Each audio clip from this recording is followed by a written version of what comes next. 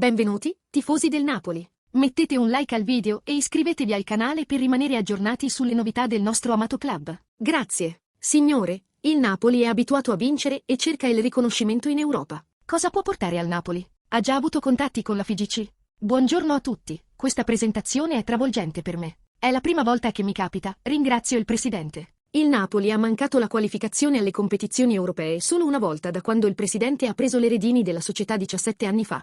Hanno giocato 10 volte in Champions League e 6 in Europa League. Negli ultimi 2 anni hanno vinto lo scudetto e la Supercoppa. Eredito una squadra che è certamente abituata a lavorare sodo. Conte ha dimostrato il suo valore nel corso della sua carriera. Sono fortunato, è la seconda volta che prendo in mano la squadra di Antonio. Spero sia di buon auspicio. Avere fortuna è importante nella vita. Sarà importante lavorare seriamente, professionalmente e, soprattutto, costruire le basi per arrivare a marzo, come dico sempre, quando si decidono le stagioni. Sarà importante raggiungere tutti gli obiettivi in campionato, in Champions League e in Coppa Italia. Si comincia domani. È una meravigliosa avventura per me, una città incredibile. Ho subito sentito l'affetto, una città appassionata. Sono molto felice. Non ho avuto nessun brutto per quanto riguarda i contatti con la federazione. Ho parlato con il presidente, con il quale abbiamo un rapporto stretto da anni. Sono felice di lavorare con lui e con tutto il Napoli. C'è sempre dibattito sul calcio e sulla faccia corta. Che tipo di Napoli vedremo? Il calcio è oggetto di dibattito. Tutti ne parlano. È lo sport più bello del mondo. È imprevedibile. Le formazioni, i sistemi. Abbiamo una squadra forte e importante che ha avuto successo negli ultimi anni. Ed è importante continuare il lavoro. Ho giocatori che possono giocare in vari moduli. L'importante è avere entusiasmo e la volontà di raggiungere gli obiettivi con sacrificio e lavoro. E come ho detto, credo di ereditare una squadra che ha queste qualità. Nonostante tanti successi, il Napoli rappresenta una redenzione dopo la delusione contro il Milan? Hai già valutato la squadra sotto la guida di Manna? Non si tratta di vendetta, certe stagioni finiscono in un certo modo. Sono deluso da come si è conclusa la scorsa stagione, ma vorrei cogliere l'occasione per ringraziare tutti coloro che hanno lavorato con me al Milan. È stata una stagione intensa. Vincere o raggiungere gli obiettivi non è facile, quindi partiamo consapevoli che nulla può essere dato per scontato, nonostante i successi recenti. Domani è un'altra stagione. 4 titolari? Cosa ne pensi di Lukaku e De Bruyne? Ho imparato da un ex allenatore. Finché non vedi e alleni i giocatori, è sempre molto difficile dare giudizi dall'esterno. Me lo porto dietro. Da domani inizieremo a conoscerci. I valori sono importanti. Loro arriveranno il 5 agosto. Prima arriveranno Mcito Minai e Lang. Inizieremo con chi sarà disponibile a fare il lavoro. Non pensi che le parole di Cardinale durante la presentazione di Amorim, quando ha detto che abbiamo un allenatore che gioca per vincere, non per evitare di perdere, siano state irrispettose?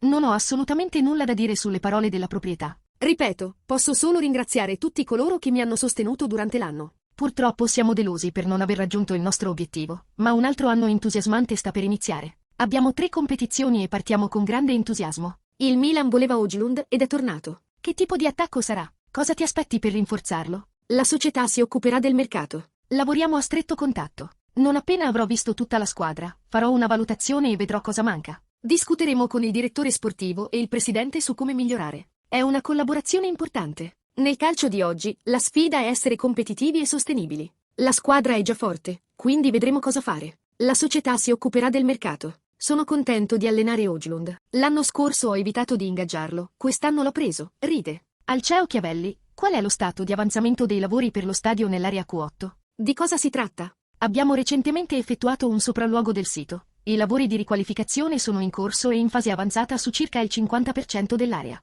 L'idoneità per un progetto di stadio è confermata. Abbiamo recentemente firmato una lettera di intenti con la società italiana Q8, confermando reciprocamente il nostro interesse a procedere con lo studio di fattibilità per la costruzione di una nuova struttura. Abbiamo già un progetto in corso per un'altra area, perfettamente idonea al trasferimento di stadi in questa regione. In questo caso, il progetto è in fase avanzata. ADL aggiunge 70.000 posti a sedere e 120 palchi VIP. Signore, è rimasto entusiasta di questa prestazione? Avete a disposizione molti esterni offensivi. State pensando a un attacco a 3? Come ho già detto, con la rosa che ho posso giocare con diversi moduli, ma se avrò a disposizione molti esterni, giocheremo con gli esterni, ride. È normale emozionarsi. È il teatro più antico del mondo, risale al 1737, ed è emozionante, soprattutto davanti a un pubblico come questo.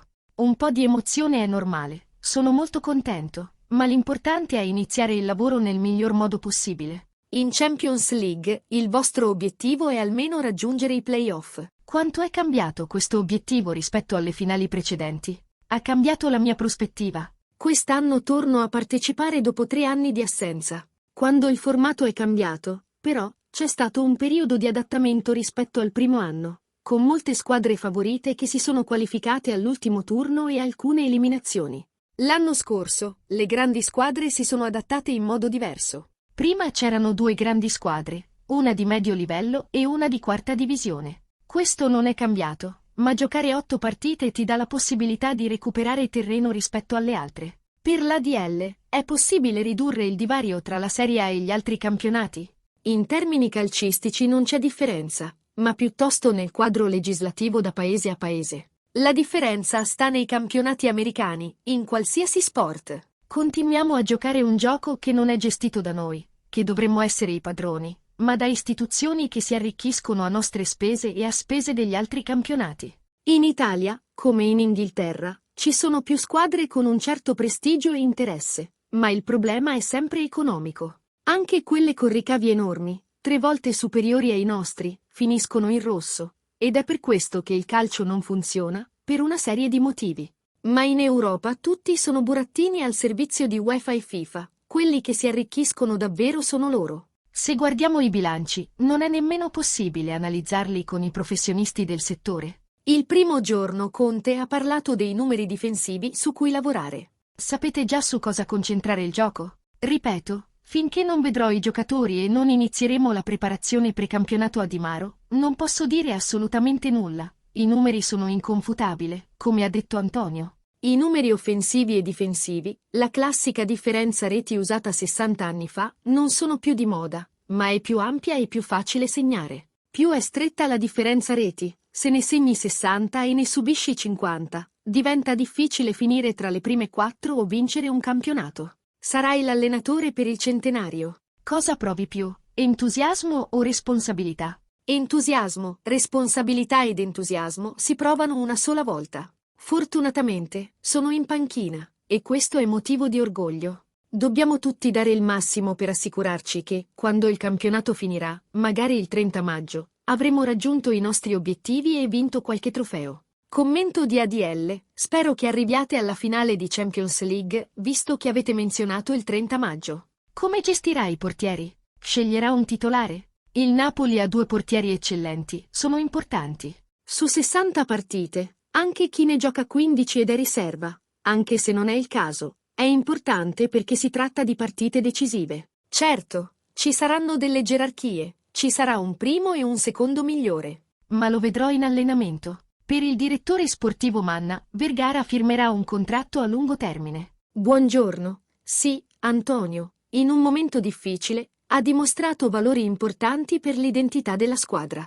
È cresciuto nel Napoli e ha dato prestigio alla nostra identità. Ha valori solidi, è un giocatore importante, è impegnato in un progetto a lungo termine e, quest'anno, continueremo su questa strada. Niente di più di quanto ci si aspettasse, se l'è semplicemente guadagnato sul campo. Signore, lei ha sempre ruotato molto i giocatori e lanciato giovani talenti. Farà lo stesso a Napoli? Quando si affrontano stagioni così importanti con 3 competizioni, è naturale che tutta la rosa debba essere in forma per giocare, mantenendo un alto livello di abilità in campo. Tutti saranno necessari e ci saranno momenti difficili da gestire. Qual è la tua opinione, tifoso del Napoli? Metti un like al video e iscriviti al canale. Forza Napoli per sempre!